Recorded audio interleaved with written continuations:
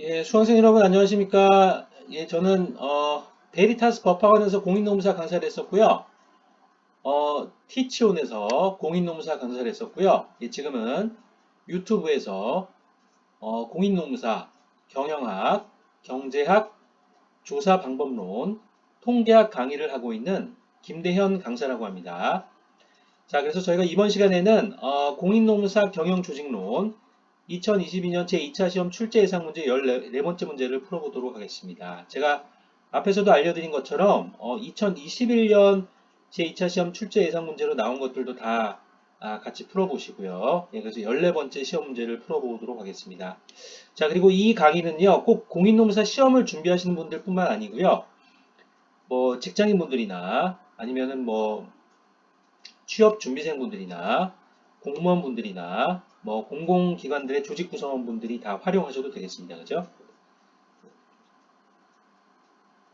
네, 그래서 이게 다 이제 조직 관리를 하시는 분들은 그죠? 또는 이제 조직에 입사하시려는 분들 예, 이런 분들이 다 활용하실 수가 있겠습니다.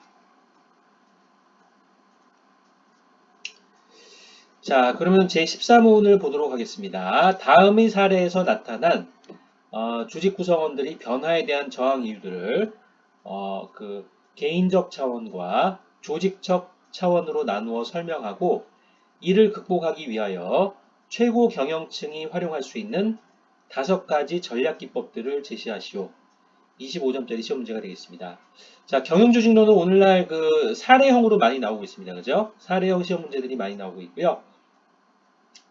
여기서도 이제 제가 사례형으로 구성을 했습니다. 자, 사례형 시험 문제입니다. 자, 사장님은요, 지주회사에 설치된 인사노경팀의 인사 발령에 의해 B회사에 부임하게 되었습니다. 부임을 하셨는데요.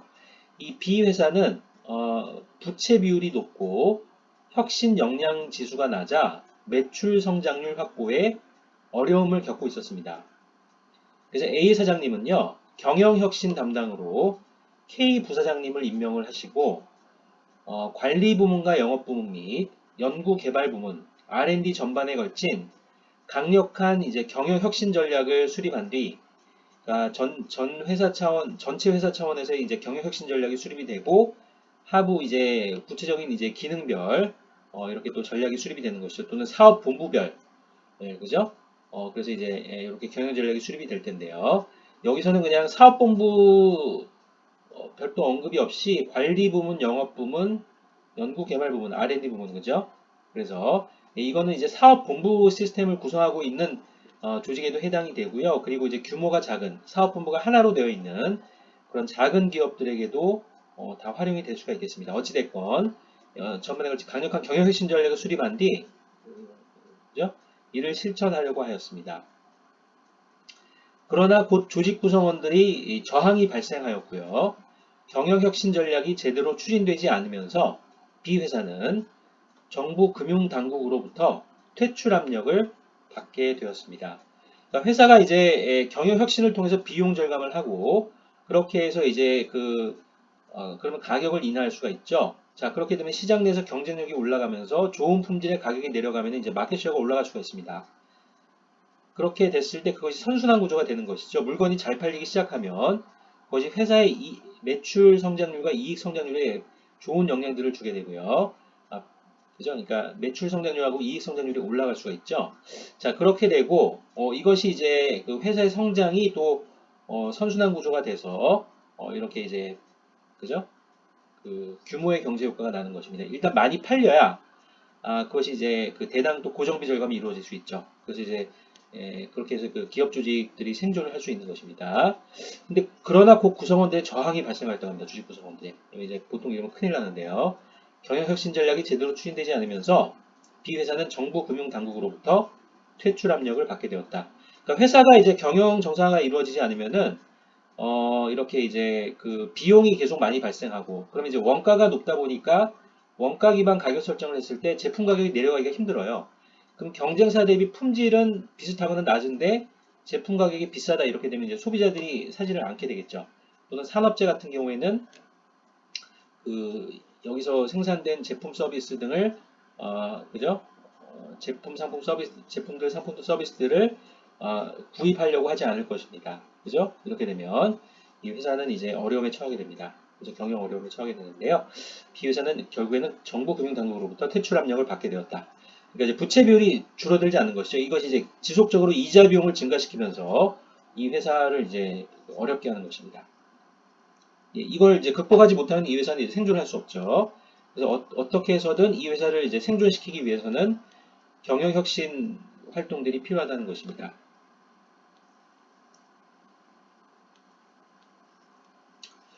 자, 1번 서론입니다. 변화저항의 개념과 원인들입니다. 주어진 사례에서 B 회사는 경영혁신을 통해 생존 전략을 추진할 필요가 있으나 A 사장의 변화 추진 활동에 대한 조직적인 저항이 발생하게 되었습니다.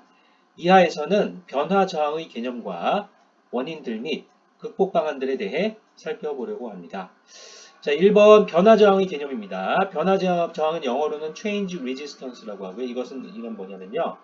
이제 변화에 반대하는 태도, 의견, 행위의 집합을 의미합니다. 그래서 K. 르윈 교수의 단계 이론 또는 세력장 이론이라고도 하죠.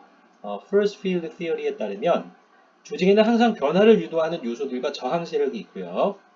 이 두 세력들이 크기들이 균형을 이루고 있을 때 조직은 관성의 상태를 이루어 어떤 변화도 일어나지 않는다고 합니다. 따라서 성공적인 조직 혁신을 추진하기 위해서는 변화 세력의 힘을 증대시키는 동시에 저항력의 크기를 감소시켜야 합니다. 주어진 사례에서는 A 사장의 변화 추진 활동이 체계적으로 추진되어 B 회사가 생존할 필요가 있겠습니다. 그래서 이 과정에서 이제 노동조합을 포함한 조직 구성원들의 협조가 필요하다고 볼 수 있겠죠. 자, 그럼 이번 변화 저항의 원인들을 저희가 한번 보도록 하겠습니다. 변화에 저항하는 원인들은 크게 개인적 원인들과 조직적 원인들로 나누어 살펴볼 수 있습니다. 1번 개인적 원인들은 첫 번째 심리학적 이유가 있습니다. 자, 개인의 지각, 낯설기에 싫어한다. 그럼 변화를 했을 때 새롭게 이제 접하게 되는 여러 이제 그죠? 상황 조건들이 낯설다. 그래서 뭔가 변화하기가 싫다. 그죠? 개인의 지각 또는 성격이 변화를 잘 수용하지 않고 굉장히 고집이 세거나 이제 독단적이거나 의존적인 경우. 그죠? 그러니까 성격적인 측면도 있을 수가 있고요. 그러니까 의존적인 경우라는 것, 독단적인 경우에는 말 그대로 고집이 세서 수용하지 않는 것이고, 의존적인 경우에는 변화를 굳이 이렇게 자기가 주도적으로 하려고 하지 않고, 위에서 그냥 시키면은 마지못해서 그냥 하는 것이죠. 그러니까 변화 자체를 좀 싫어하는 것이죠. 이게 이제 두 가지 측면이 다 있는 거예요. 고집이 아주 세서 변화를 이제 수용하지 않으려고 하거나, 변화를 주도해서 뭔가 조직을 변화시키려는 욕구가 없고, 남이 시키면 시키는 대로 그냥 마지못해 하는 이런 의존적인 경우도 이제 해당이 될 수가 있습니다. 이런 측면들. 그리고 불확실성에 대한 공포심도 있을 수 있고요. 안정지향적 욕구, 안정을 찾으려고 하는 거죠. 자, 그리고 새로운 기술 습득에 대한 부담. 뭔가 조직이 이제 생존하기 위해서 이제 새로운 기술을 습득해서 부가가치들을 올려야 되는데 거기에 대해서 부담을 느끼고 안 하려는 것이죠. 되게 심리적 원인은 변화 저항의 1차적 원인이 됩니다.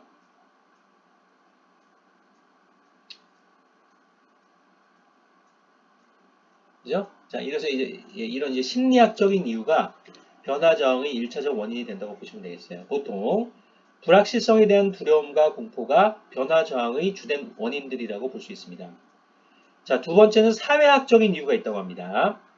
현재 기득권을 많이 보유하고 있거나 변화로 인해 자신의 자유재량권과 권력이 줄어들 것이라고 예상하는 경우 또는 혁신의 주체가 일방적으로 혁신을 추진하면서 과거의 실적을 비난하거나 특정한 개인을 개혁 대상으로 삼을 경우 이런 경우에는 이제 자존감의 손상이 발생을 합니다. 이런 경우에 이제 변화에 대한 저항이 사회학적인 이유로 발생할 수가 있다고 합니다. 그러니까 뭔가 이제 기득권을 갖고 있고 자유재량권과 권력이 있는데 이것이 이제 변화나 개혁을 했을 때 이제 이것이 없어진다는 것이죠. 그럼 거기에 대해서 이제 저항을 한다는 것입니다. 또는 혁신을 추진하는 주체가 혁신을 추진하면서 그 조직 구성원들이 했던 과거의 실적을 비난하거나 그 특정한 개인을 개혁 대상으로 삼을 경우에 변화에 대한 저항이 사회학적인 이유로 발생할 수 있다는 것이죠. 그러니까 내가 뭔가를 성과를 내는데 그것이 이제 비판을 받고 그 조직 구성원 자체가 개혁 대상으로 이렇게 지정이 그 조직 구성원 특정한 개인을 그죠? 개혁 대상으로 삼을 경우에는 그죠? 삼을 경우에 이제 저항이 발생할 수 있다는 것이죠.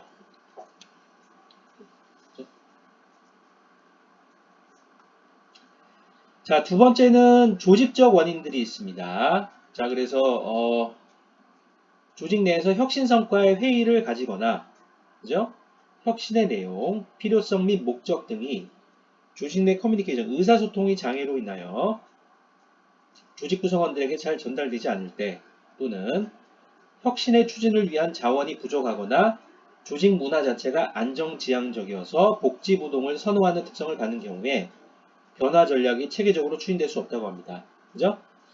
그러니까 경영혁신이라는 것도 이제 조직 내에서 여러 회의체들도 구성을 하셔야 되고 뭐 필요시 컨설팅 활동들도 진행하셔야 되고요. 그것을 조직 구성원들에게 전파하는 여러 활동들을 추진하면서 상당한 이제 조직 자원들이 투입이 될 수도 있어요. 그것이 부족하거나 그죠? 의사소통이나 커뮤니케이션이 안 되거나 조직 문화 자체가 이제 안정지향적이어서 문제가 있으면 복지부동을 선호하는 특성을 갖는 경우에 조직 문화가 그죠? 자, 이러면 변화 전략이 체계적으로 추진될 수가 없다고 합니다. 자, 그럼 2번 변화 저항의 극복 방안들을 저희가 보도록 하겠습니다. 이하에서는 조직 차원의 변화 저항의 극복 방안들에 대해 살펴보려고 합니다. 첫 번째는 교육과 커뮤니케이션이 필요하다고 합니다. 그러니까 소통의 부재는 변화에 대한 더 큰 오해를 유발할 수 있으므로 사전에 변화의 필요성, 변화의 방법, 변화를 통해서 예상되는 결과, 그죠? 변화를 추진을 했을 때요. 조직 차원에서 예상되는 결과 등에 대한 교육과 설명회가 있어야 한다고 합니다. 이 과정에서 최고 경영자가 직접 변화의 불가피성을 조직 구성원들에게 알리고 설문조사 등을 활용하여 문제점의 개선 방안들을 도출할 필요가 있다고 합니다. 동시에 상담센터의 운영이나 조직 구성원들이 인정해주는 레커니션, 인정 프로그램이 활용될 수도 있다고 합니다. 자, 주어진 사례에서는 A 사장님하고 K 경영혁신 담당 부사장님 및 인사녹용팀 등의 체계적인 소통 활동들이 추진될 필요가 있다고 보시면 되겠습니다. 그러니까 A 사장님이나 K 경영혁신 담당 부사장님이 이제 발표하시는 여러 혁신 메시지들이 활용될 수도 있고요. 또는 이제 그 월요일날 예를 들면 이제 그 조직 내 조회 활동들을 하실 때 그때 뭐 시청각 자료들을 활용해서 또는 인터넷으로 이렇게 다 보실 수 있도록 동영상 자료들이 제공된다든지 또는 그것을 이제 인사 녹용팀에서 진행하실 수도 있죠. 이런 형태로 체계적인 이제 조직 내 이제 소통 활동들이 추진될 필요가 있고요. 그죠? 여기서 이 recognition 프로그램이라고 하는 것은 이제 조직 내 혁신에 기여했을 때 약간 조직 구성원들이 인정해주는 좀 인센티브 프로그램 이런 형태로 저희가 보시면 되겠습니다. 그죠? 그래서 교육과 커뮤니케이션이 굉장히 중요하고요. 또한 무엇보다도 그렇게 혁신 활동들을 추진했을 때 실제 그 기업의 이제 여러 성과 지표들이나 성과 측정치들 주로 이제 기업 차원에서는 주로 이제 성과 지표들이라고 하시면 되는데요. 그죠? 물론 이제 성과 측정치들을 성과 지표들을 조합해서 또 성과 측정치들을 만드실 수도 있어요. 이런 형태로 퍼포먼스 인디케이터즈나 오가니제이션 퍼포먼스 인디케이터즈나 오가니제이션 퍼포먼스 메저스 이런 것들을 이제 측정해서 실제 그 조직의 여러 그 성과들이 조직 성과들이 좋아지는지를 조직 성과 지표들과 조직 성과 측정치들이 이제 좋아지는지를 또 알려드릴 필요가 있습니다. 그죠? 또 그 효과성에 대한 검증도 진행될 필요가 있어요. 경영혁신 활동들을 어떤 활동들을 추진했을 때 효과가 있었고 어떤 활동들을 추진했을 때 이제 효과가 없었다. 그죠? 조직 효과들이 있거나 어떤 경영혁신 활동들은 조직 효과들을 이제 향상시키지만 어떤 경영혁신 활동들은 조직 효과들을 향상시키지 않는다.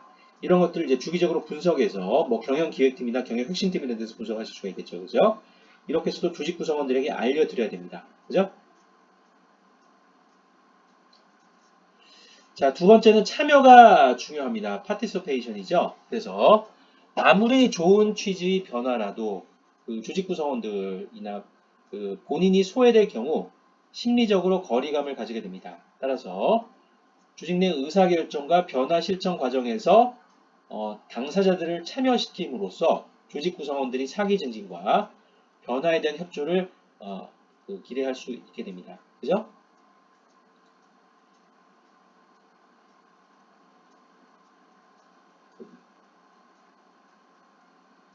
그래서 이런 이제 그 조직 내 의사결정 과정과 변화 실천 과정에서 당사자들을 참여시킴으로써 조직 구성원들이 뭔가 조직에 기여를 했다. 이런 이제 사기 증진, 동기부여의 정도가 올라갈 수가 있겠죠. 동기부여가 촉진되고요. 변화에 대한 이제 협조를 기대할 수가 있을 것입니다. 그죠?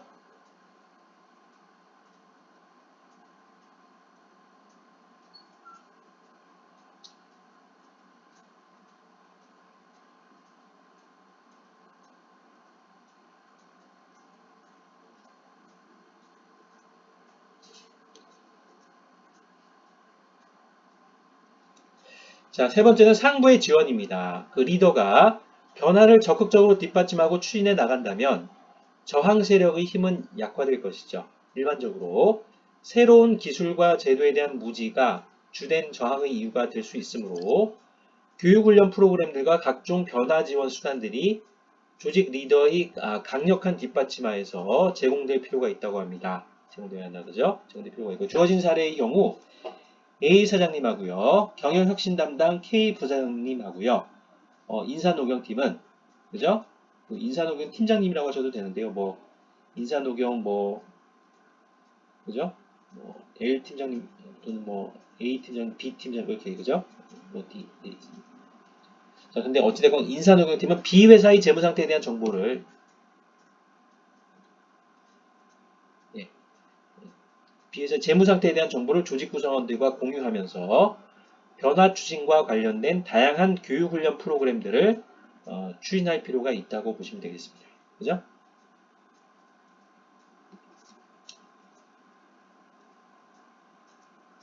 그 회사가 재무적으로 굉장히 어려울 때는요. 저도 예전에 그런 경험이 있습니다만은 그 조직 최고 책임자께서 타운홀 미팅이라는 거를 또 수집하실 수가 있어요. 그러니까 조직 구성원들을 다 모아놓고 실제 기업의 재무 상태가 이렇다. 매출이 이렇고 매출 총익이 이렇고 영업이익이 이렇고 세전이익이 이렇고 그죠? 그다음에 이제 거기서 이제 법인세 차감을 한 이후 당기 순이익이 이렇고 총포괄이익이 이렇고 이렇게 이런 수치들을 이제 그 공유를 하실 수가 있어요. 특히 이제 당기 순이익을 많이 활용을 하시는데요. 이렇게 해서 타운홀 미팅을 구성하면서 어떻게 하면 좋겠느냐 이런 것들 조직 구성원들과 또 브레인스토밍을 할 수 있어요. 정말 조직이 어려울 때, 그죠? 예, 그런 또 경영혁신 활동들이 추진될 수도 있습니다. 자, 네 번째는 협상과 타협입니다. 변화로 인하여 모두가 이득을 보는 것은 아닙니다. 따라서 변화에 대한 저항을 줄이기 위해서는 이해 당사자들 간의 협상과 타협의 과정을 필요로 하며 이 과정에서는 이제 분배적 협상보다는 제가 협상론은 그 Strategic Negotiation Skills라고 제가 이제 미니 MBA 형태로 그 미국 제가 동영상을 올려드렸어요. 협상 스킬과 관련된 이제 그 유튜브 동영상을 올려드렸는데요. 제가 또 별도로 협상론에 대해서는 이렇게 또 제가 갈등 관리론과 협상론이라 그래서 제가 또 올려드리도록 하겠습니다. 그 제 나름대로의 그런 프레젠테이션 동영상들을 올려드릴 테니까 그걸 보고 또 공부를 하시기 바랍니다. 그리고 이 프레젠테이션 자료들이 이제 좀 쌓이면은 제가 또 별도로 김대원 강사의 테마 경영학 수업 프레젠테이션 자료집이라서 또 묶어서 또 판매를 하겠습니다. 이런 것들을 잘 또 활용을 하시면 되겠습니다. 그죠? 자, 그 다음에 분배적 협상보다는 통합적 협상을 그러니까 뭔가 이제 이게 이제 분배적 협상이 약간의 입장 협상과 비슷한 겁니다. 그러니까 자신의 입장, 포지션을 강조하면서 협상을 통해서 윈 루즈 하려는 협상이에요. 협상이 잘 타결이 안 되는 협상을 분배적 협상이라고 합니다. 통합적 협상은 주로 이제 문제 해결식 협상하고 가깝고요. 원칙 협상은 약간 좀 다릅니다. 통합적 협상이 약간은 조직 구성원들 간에 또는 협상 당사자들 간에 정보를 인포메이션 쉐어링을 하면서 정보를 공유하면서 상호간에 윈윈할 수 있는 그런 협상을 의미하고요. 이것이 이제 문제 해결식 협상과 비슷합니다. 자, 이렇게 입장 협상보다는 원칙 협상은 뭐냐 하면요. 좀 더 객관적으로요. 해결하고자 하는 이제 그 조직 여러 이제 협상 당사자들 간의 이해관계들을 아주 원칙적으로 이제 분석을 해서 이렇게 좀 그죠? 이렇게 공식적인 협상 과정을 통해서 이제 특정 입장 포지션만 강조하는 것이 아니고 이 협상을 통해서 해결하고자 하는 문제의 근본적인 원인 내용들과 이거를 해결할 수 있는 해결 방안들 이런 것들을 이제 객관적으로 분석을 해서 협상을 추진하는 것을 원칙 협상이라고 합니다. 이런 것도 제가 나중에 알려드리겠습니다. 문제 해결식 협상이 이제 제가 아까 알려드린 그 통합적 협상과 비슷한 것입니다. 협상 당사자들끼리 이제 정보 내용들을 공유하면서 윈윈할 수 있는 방안들을 찾는 것이죠. 협상 방안들을 이제 문제 해결 방안들을 찾는 것을 문제 해결식 협상이라고 합니다. 자, 그래서 필요할 경우에는 제3자의 중재에 맡길 필요도 있습니다. 자, 중재가 무엇인지에 대해서는 제가 또 나중에 또 협상과 그 갈등 관리론과 협상론 하면서 그 중재에 대해서도 제가 또 알려드리도록 하겠습니다. 중재라는 방안이 제3자의 중재라는 것도 이제 활용이 될 수가 있어요.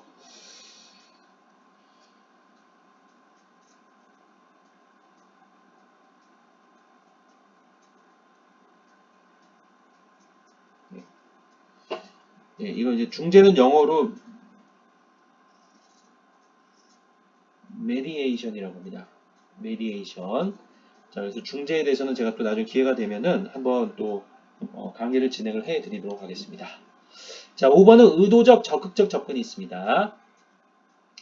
저항을 원천적으로 차단하는 것이 어렵다면 능동적 조작을 통해서라도 변화에 대한 저항을 줄일 필요가 있다고 합니다. 예를 들면 변화에 대한 저항이 가장 클 것으로 예상되는 팀들의 리더들을요, 의사결정 과정에 대표들로 참석시킴으로써 변화 추진에 대한 협조를 구할 수 있고요.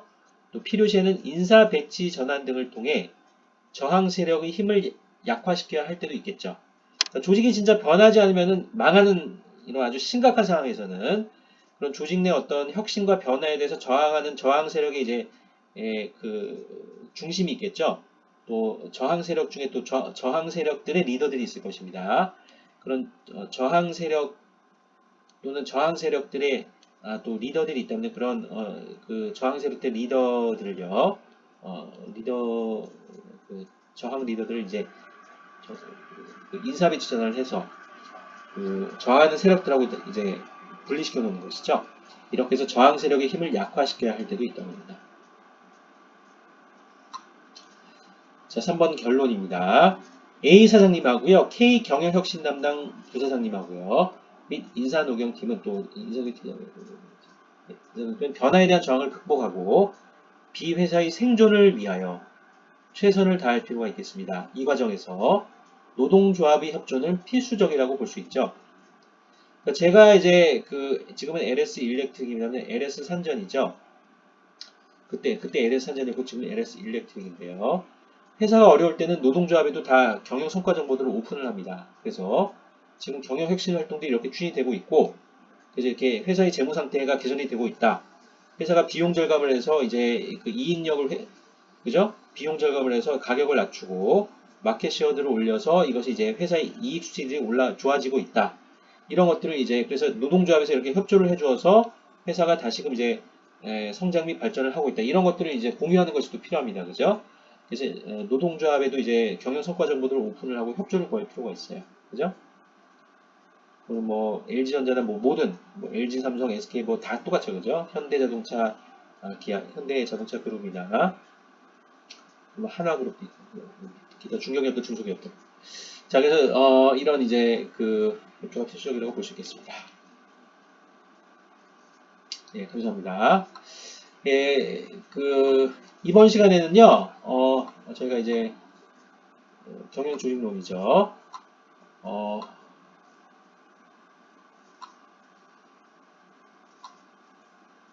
저희가 이제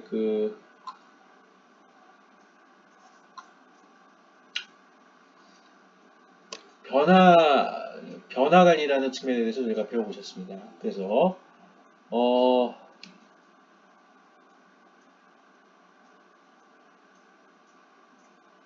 이 변화 관리를 해서 한국 기업 조직들이 성장 및 발전을 할 필요가 있겠습니다. 예, 수강생 여러분들의 건강한 성공을 기원드립니다. 예, 감사합니다. 자, 그리고 제가 한 가지 좀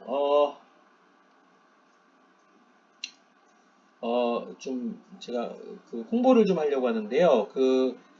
제 테마 경영학 책이 출간이 됐습니다. 필통북스에서 출간이 됐고요. 제가 중장기적으로는 어떤 생각을 갖고 있냐면은 테마 인사노무관리론 연습. 자, 경영조직론은 좀 시간이 오래 걸릴 것 같습니다. 워낙에 좀 범위가 광범위해서 일단은 제가 올려드리는 이 내용들을 잘 활용을 해주시고요. 테마 인사노무관리론 연습이라는 책하고요. 또 제가 이 수업 프레젠테이션 자료집을 김대원 강사의 테마 경영학 수업 프레젠테이션 자료집 이런 형태로 제가 필통북스에서 3번 정도를 출판할 지금 생각을 갖고 있습니다.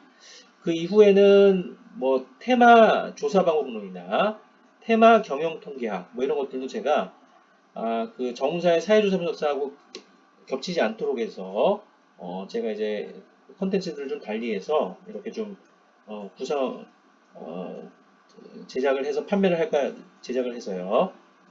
제작 및 판매를 하려고 지금 생각을 하고 있는데요. 그렇게 이제 좀 출판이 되면은 많이 좀 구입을 해 주십시오. 그래서 수강생 여러분들의 건강한 성공을 기원드립니다. 네, 감사합니다.